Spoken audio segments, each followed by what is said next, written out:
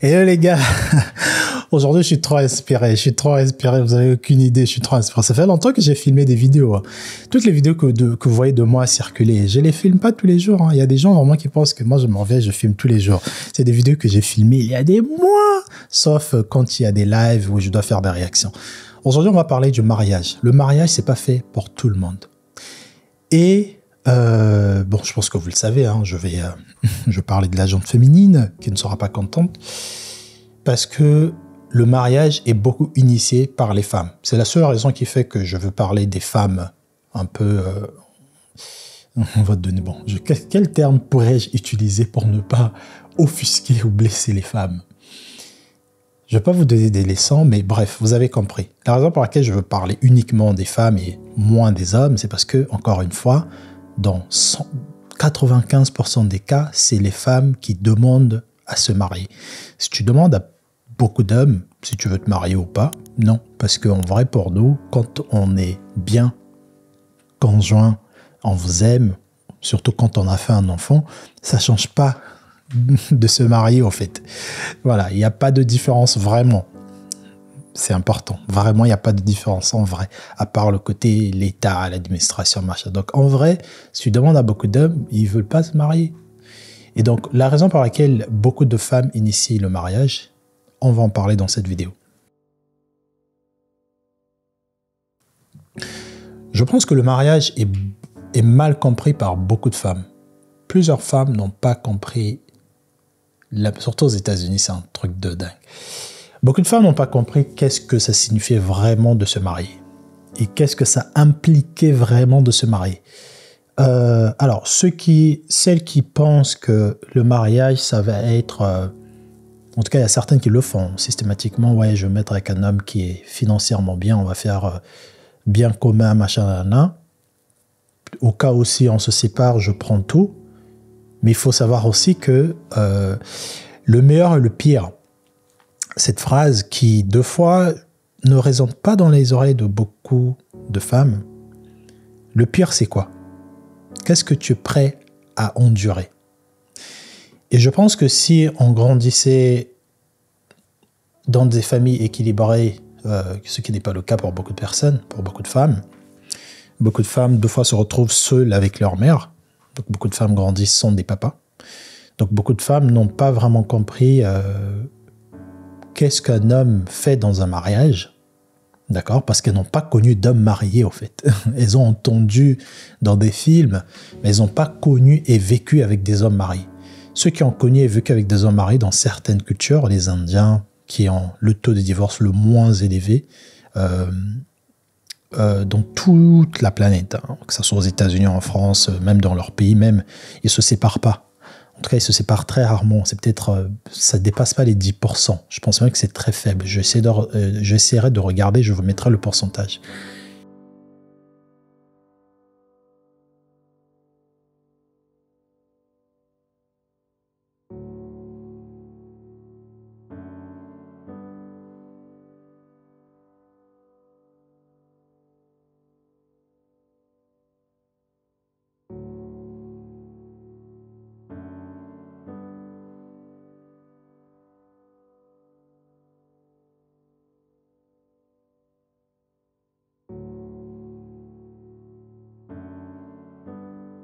Et vous avez remarqué que les cultures qui se séparent le moins, ce sont des cultures vraiment traditionnelles. Tu pars de l'Inde, c'est l'Asie, tu descends encore en Chine, pareil. Et des pays les moins occidentalisés, ce sont les pays qui se séparent le moins. Donc vous avez la réponse déjà dans ça. Ça veut dire que ce sont des pays où, quand la fille, elle grandit, elle voit ce que le père est supposé faire, et le fils aussi voit ce qu'un père fait, et quand tu grandis, naturellement, tu donnes ce que tu as vu autour de toi. Mais quand tu es une femme qui n'a pas connu le mariage, de par ta mère, parce que ta mère, tu l'as toujours vue solo, tu l'as vue pour certaines mères qui ont eu différentes relations pendant que les enfants grandissaient, en fait, tu ne connais pas c'est quoi la stabilité. Et donc, pour toi, le mariage, ce que ça représente, c'est un acte de on va m'honorer. Voilà, si vraiment tu m'aimes, tu devrais me marier. Sans pourtant vraiment comprendre l'essence du mariage, en fait. Et donc, on est dans une culture où les femmes vont penser que le mariage, c'est un acte de preuve d'amour. Je me marie à toi parce que je t'aime. Mais qui vous a dit qu'on se mariait parce qu'on s'aimait trop? Non. Le mariage, c'est comme tu scelles le fait une relation qui existe déjà. Tu scelles quelque chose que vous voulez construire à long terme. C'est pas parce que je suis follement amoureuse de toi que je me marie avec toi. C'est pas parce que tu interprètes que parce que je t'aime et que je te respecte que je devrais te marier. Non, il y a des choses beaucoup plus importantes que mettre l'alliance dans le doigt d'une femme. Il y a le comportement de l'homme, comment il se comporte avec toi avant. Ça, bizarrement, les femmes, elles ne voient pas ça. Ouais, mais ça fait 2 ans qu'on est mariés, je l'ai quitté parce que il me rabaisse, parce que il m'a injurié, parce que il me motive jamais, parce que la routine. Mais ça fait combien de temps que vous étiez ensemble déjà? Rappelle-moi, vous êtes restés combien de temps avant que vous vous mariez? Il n'y a pas des choses déjà, tu n'as pas vu des red flags. Au fait, les femmes se marient parce que le statut est intéressant. Et encore une fois, pour ceux qui sont des nouveaux, quand on dit les femmes, on ne parle pas de toutes les femmes de la planète, on parle de la majorité. Pareil pour les hommes, quand je dirais les hommes, on ne parle pas de tous les hommes, de la majorité. Les femmes ne se marient pas parce qu'elles ont vu leurs parents mariés et elles ont connu des mariages, des couples stables. Non, elles se marient pour le statut. Un statut qui n'a pas d'importance pour les hommes. On s'en contrefiche qu'on soit marié. Ce qui nous importe, c'est de vivre avec une femme, que ça se passe bien, qu'elle te respecte, que tu remplisses ton devoir d'homme, qui est d'assurer la sécurité émotionnelle, physique et financière de ta famille, que tes enfants aient des valeurs, que tu sois là anytime pour tes enfants et pour ta femme. Ça, c'est ce que nous on apporte. Et l'éducation de tes enfants aussi.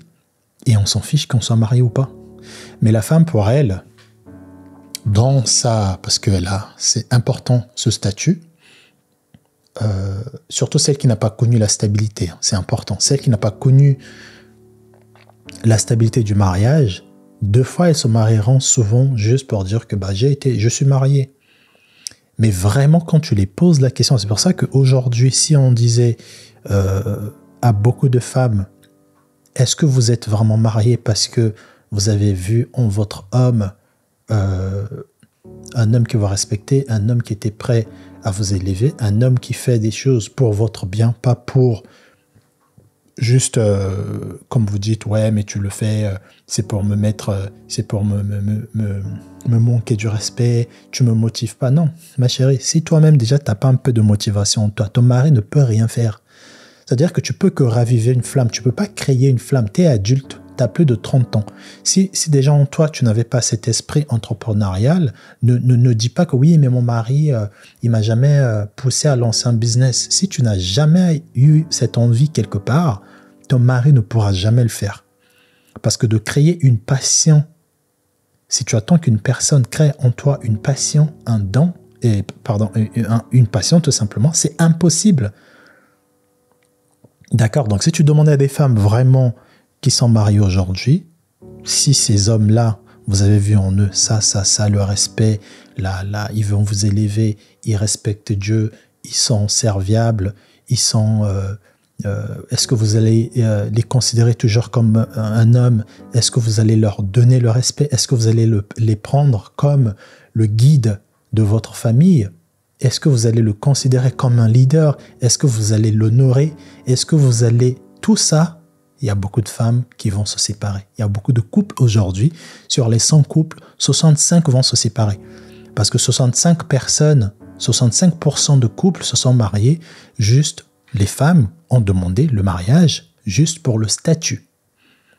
C'est pour ça qu'aujourd'hui, quand on entend, que ce soit sur En Face de Tour, même sur d'autres chaînes aussi, un peu basées sur les relations de couple, beaucoup de femmes demandent le divorce. C'est pas juste sur la tromperie. Ok, c'est le motif de séparation numéro 1 en France, la tromperie, mais après la tromperie, il y a 2 choses. Il y a la flamme qui s'éteint. Les femmes se désintéressent beaucoup plus vite. La femme n'aime pas la routine. La femme, dès qu'elle commence à voir que bon, quand elle rentrera, son mari lui fera ceci, après quand ils vont dormir, ils vont faire telle chose, qu'il y ait 3 ou 4 choses dans la semaine. Parce que la routine, c'est pas forcément tu fais et tu manges la même chose. Non. La routine, c'est que lundi, on ira dans tel restaurant, mardi, on sera à la maison, mercredi, on fera ceci. Tu peux être dans une routine alors que vous faites beaucoup de choses. La routine, c'est pas forcément... Parce que j'entends beaucoup des gens penser que la routine, c'est juste métro, boulot, dodo, tu fais rien, tu te brosses les dents, tu dors. Non. La routine, c'est aussi, vous partez en vacances peut-être dans le même pays parce que c'est moins cher. Vous faites plaisir souvent à peu près dans les mêmes boutiques. Zara, H&M, Mongo, machin, nanana. La routine, c'est ça aussi. Hein. Pensez pas que la routine, c'est juste répétitif. Vous mangez les pâtes et le poulet tout le temps. Une femme qui va commencer à remarquer que tout ce qu'elle fait depuis 2-3 ans se ressemble, elle part souvent dans les mêmes coins. Elle va se dire, en fait, je commence à m'ennuyer, au fait. J'ai besoin de nouveautés. Tandis que l'homme va dire que moi, mon objectif pour que ma famille et mon couple soient stables, c'est que je les ramène quelque part à une stabilité financière, émotionnelle, à un niveau où je veux me sentir, ah ouais, voilà mon objectif, je l'ai atteint. Quand un couple commence avec un homme et une femme, un homme a un objectif à atteindre et se dit, mon obsession première, c'est de faire arriver ma famille financièrement, émotionnellement ici. Et un homme sensé qui a des responsabilités, qui veut faire marcher ce couple, il va travailler à ce que son couple arrive là. Une femme, par contre, contrairement, encore une fois, pas toutes, mais une femme va être dans, ok, je m'engage dans cette relation, je veux voir si cet homme-là ou si cette relation-là me fait toujours, est-ce que j'ai toujours ma joie, est-ce qu'elle est toujours là? Donc du coup, c'est comme si elle est en mode, bon, je me donne et je vois comment cette relation va me traiter. Elle ne va pas se dire forcément, bon, j'ai 27 ans, j'ai 28 ans, je me suis marié, qu'est-ce que je mets en place pour que cette relation marche? Quelle est ma responsabilité? Est-ce que je dois faire des enfants ou pas? Si je fais des enfants, quels seront les avantages? Comment je vais m'y prendre quand les enfants seront là? Non, elle va au fait être en mode je subis. Je suis dans un toboggan, je tombe, donc c'est la relation, je glisse. S'il y a un petit bobo, pouf, oh, mais je me suis fait mal. Ah non, franchement, je me suis fait mal, du coup, je sors de la course. Mais tu t'es pas posé la question, quand tu t'es fait mal, il y avait quoi sur ce toboggan? Pendant que l'homme va être plus dans le rationnel de tant qu'on n'est pas ici, je ne me sentirai pas vraiment accompli. Tant que je ne gagne pas 100 000 euros, tant que je n'ai pas acheté une maison, tant qu'on ne construit pas telle chose, tant qu'on ne fait pas. Et deux fois, malheureusement, on va deux fois pas prendre en compte les étapes qu'on utilise pour arriver à cette destination-là. On va pas se rendre compte deux fois que oui, madame, peut-être qu'on prend plus soin d'elle parce que on est trop concentré à vouloir travailler. Il y a certaines choses qu'on oublie, mais l'homme a bien un objectif dans un couple. Et même quand il est arrivé à cet objectif-là, souvent pour la femme, elle a déjà déconnecté depuis longtemps, mais l'homme, il est toujours obsédé. Et au fait, un mariage, c'est pas juste... faut vous dire que les personnes, en tout cas nos mamans, là l'exemple que j'ai pris, la femme qui se dit, bon, je me donne, ça c'est la femme moderne qui va écouter les gens lui dire, ouais, mais tes émotions, franchement, tu te sens pas bien, c'est ton mariage. Non. Non, s'il vous plaît, non. Tu te sens pas bien, c'est pas ton mariage, c'est toi. D'accord? Tu te sens pas bien dans ton mariage, c'est pas ton mariage. C'est toi. Tu te poses pas les bonnes questions.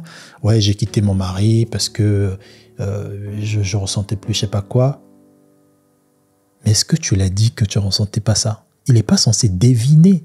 Et ça encore, c'est un truc avec les femmes. Et ça, je pense que vous l'avez déjà entendu. Une femme va considérer que cet homme-là, il m'aime ou il me comprend parce qu'il arrive à lire dans ma tête. Voilà, pour une femme, l'homme qui est son homme, l'homme qui est l'homme de, voilà, mon mec, vraiment l'homme de ma vie, c'est l'homme qui lit ses pensées. Quand elle va être un peu down, elle a besoin de quelque chose vraiment, c'est l'homme qui va deviner. Mais quand tu n'es pas dans ce truc, dans ce jeu d'enfant-là, parce que c'est un jeu d'enfant en fait. C'est comme les enfants. Pour Noël, tu veux quoi? Je veux une poupée. Mais elle ne te dit pas quelle poupée elle veut. Elle veut que toi, tu devines parce qu'elle regarde souvent la Reine de Neige. Tu dois lui donner le cadeau de la Reine de Neige. Et quand tu vas lui donner le cadeau de Blanche-Neige, elle sera contente, mais pas aussi contente que si tu l'avais offert la Reine de Neige. Elle va bouder. Et tu ne sauras pas, mais je t'ai donné le cadeau de Noël pourtant. Je t'ai acheté Blanche-Neige. Blanche-Neige, je croyais que tu aimais les princesses. Non, en fait, papa, je voulais la Reine de Neige. Mais elle ne te le dira pas. Vous voyez? Et donc, tu vois, les femmes vont croire que le mariage, c'est l'homme qui va tout deviner, l'homme qui fera tout. Au fait, c'est sa responsabilité de maintenir le mariage. Le mariage, c'est pas un truc pour les enfants. Les mariages qu'on a connus, ce sont nos parents. D'accord? Ça marchait pas. 2 fois, ils passaient 2-3 ans où il n'y avait pas trop la flamme, mais ils étaient quand même là. Parce que le mariage, d'abord, c'est un engagement. Quand on se marie, on construit un immeuble, un gratte-ciel. C'est ça le mariage. D'accord? Quand on fait une construction d'un gratte-ciel, 2 fois, on n'a pas de budget, on arrête de construire et après on revient. Mais on se dit, pour que ça marche, il faut qu'on se donne les moyens. Il n'y a pas un autre qui doit donner plus de moyens que l'autre. C'est pour ça aujourd'hui, on a beaucoup de mariages, de couples qui se pètent parce que il y aura toujours un dans le couple qui va attendre que l'autre fasse plus. Et malheureusement, je suis désolé, souvent ça va être la femme parce que dans la conception de la femme, elle se dit je te rends service un peu. Mon amour, c'est comme un service pour toi. Je te le donne, je te l'offre. Je t'ai donné mon temps. Et donc, si tu t'en sers pas bien, c'est de ta faute. Elles vont pas se dire, ah, j'ai la chance de me marier. Comment je peux améliorer ce couple? Quelles sont les techniques que je peux mettre en place pour que ce monsieur-là me voit toujours comme la femme qu'il a mariée? Et le monsieur en face se dira aussi, qu'est-ce que je peux faire? Comment je peux constamment m'améliorer pour faire que ma femme, elle me dit que par exemple, je ne sais pas, elle tire la tronche sur tel ou tel sujet. Peut-être qu'il faut que je lui fasse plus de cadeaux. Peut-être que je fasse plus attention. Non. On va attendre que les hommes fassent tout, que le mariage n'a pas marché parce que je suis parti parce que le mariage ne marchait pas. Mais le mariage, c'est pas juste la responsabilité de monsieur, au fait.